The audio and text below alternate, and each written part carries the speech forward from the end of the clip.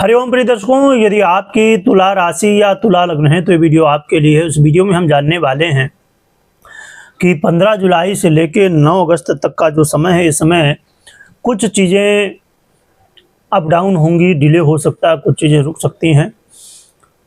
कौन सी ऐसी स्थिति बन रही जिसकी वजह से ये चीज़ें होंगी और क्या इसका रास्ता होगा, यानी उपाय इत्यादि क्या होंगे जिससे हम बच सकें, हमें अच्छे लाभ मिल सकें, सभी कुछ जानेंगे।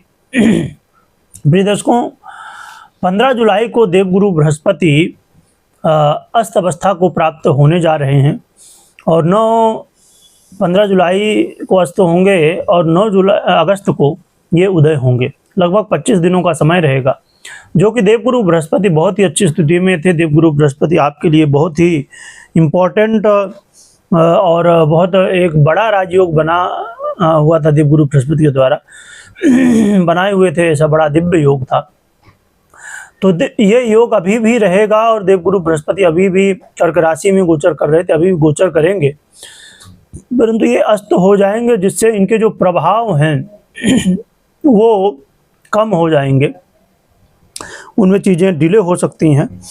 देखें तो देवगुरु बृहस्पति आपके लिए बड़ा ही इम्पोर्टेंट और बहुत ही पावरफुल योग बनाए हुए थे, बड़ा दिव्य योग था। पर आइए जानते हैं कि अब ये जो स्थिति अस्तकाल की बन रही है देवगुरु बृहस्पति की, क्योंकि देखिए देवगुरु बृहस्पति वही हैं जो हमारे ज्ञान का भी आधिपत्य रखते हैं, धन भी हमें देते हैं। ये सोना हो, ज्वेलर्स जो होते हैं उनके ज्वेलर्स के ऊपर इसका प्रभाव पड़ता है, या सोना से बनी हुई जो भी चीज़ें हैं, जैसे भी जहाँ भी बनती हैं वहाँ पर प्रभाव पड़ता है। एजुकेशन सिस्टम जितना है या लॉ सिस्टम जितना है, यानी कि जैसे कानूनी जो सिस्टम होता है, जज हैं, वकील हैं, या और भी ऐसे लोग, या आप पब्लिक से जुड़ा हुआ काम करते हैं, चाहे वो राजनीति हो या किसी भी कंपनी में आप जब बड़े पद में जाते हैं, 10-20 लोग या 100 लोग, 1000 लोग, जब आपके नीचे एक टीम काम करती है, या और भी ऐसे बड़े निर्णय यदि कहीं लेना होता है, सही क्या है गलत क्या है, कई बार ये चीज़ें घर में आपस में भी चीज़ें बहुत ज़्यादा फिर कन्फ्यूजन भरी हो जाती हैं। तो देवगुरु बृहस्पति जहाँ जहाँ आधिपत्य रखते हैं वहाँ उन क्षेत्रों, उन विषयों पर यहाँ पर प्रभाव पड़ेगा और चीज़ें डिले होंगी। एक चीज़ मैं पहले ही आपको बता दूं कि बिल्कुल भी डरना नहीं है, भयभीत नहीं होना है, क्योंकि चीज़ें यहाँ पर ऐसा नहीं कि सब चीज़ें कैंसिल ही होने वाली हैं, बिल्कुल सब डिस्टर्ब हो जाएगा। हाँ, चीज़ें अप डाउन होंगी, थोड़ा सा समय लगेगा, इसमें धैर्य रखने की आवश्यकता होगी थोड़ा सा, ना कि घबराने की।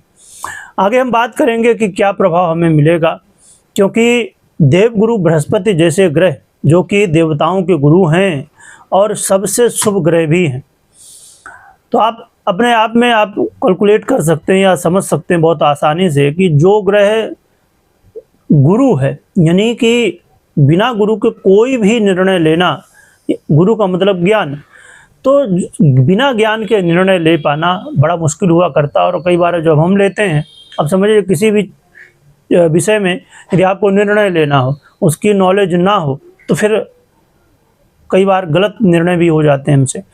इसीलिए बहुत ज़रूरी होता है कि गुरु का ज्ञान हमारे पास हो, हमारे पास यानी कि सही मार्गदर्शन हो। तो ये चीज़ें यहाँ पर थोड़ा सा कमी इन सब चीज़ों की थोड़ी सी महसूस हो सकती है।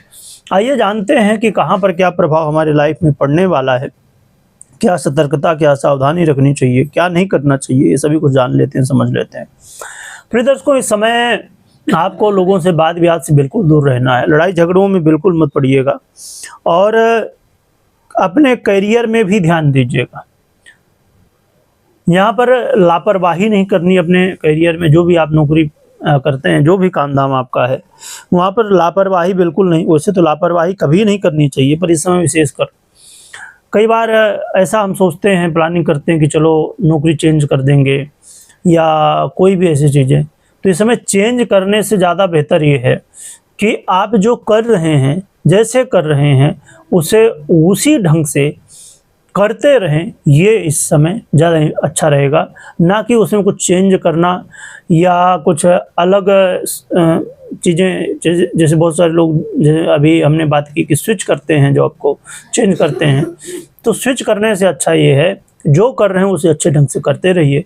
हो सकता है कि अभी ये 20 से 25 दिन का जो समय है, ये समय लगे कि हाँ थोड़ा चीज़ें आपके हिसाब से नहीं हो रही करियर में, और बॉस के साथ हो सकता है या जो आपके साथ लोग काम करते हैं तो उनके साथ कई बार हो सकता है कि मन ना मिले, या जो उनका ओपिनियन हो आपका ओपिनियन हो, है ना, आप दोनों की जो बातें हैं ना मैच करें। तो इसमें बिल्कुल भी पैनिक नहीं होना। ऐसा नहीं कि हाँ हम जैसा कहेंगे वैसा ही, भले आप बड़े पद में, आप मैनेजर हैं, सीईओ के पद में या बड़े पद में हैं, तो भी आपको थोड़ा धैर्य इस समय रखने की आवश्यकता होगी। ना कि बस ऐसा लगे कि नहीं अरे हमारी तो सुन ही नहीं रहे, अब हम ये कर देंगे, हम वो कर देंगे। इनसे थोड़ा बचिएगा। इस समय अपने काम में फोकस करने की आवश्यकता है, ना कि और सब चीज़ों में। और कई बार चीज़ें ऐसा लग सकती हैं कि उतना मान सम्मान नहीं मिल रहा जितना मिलना चाहिए या मिल रहा था।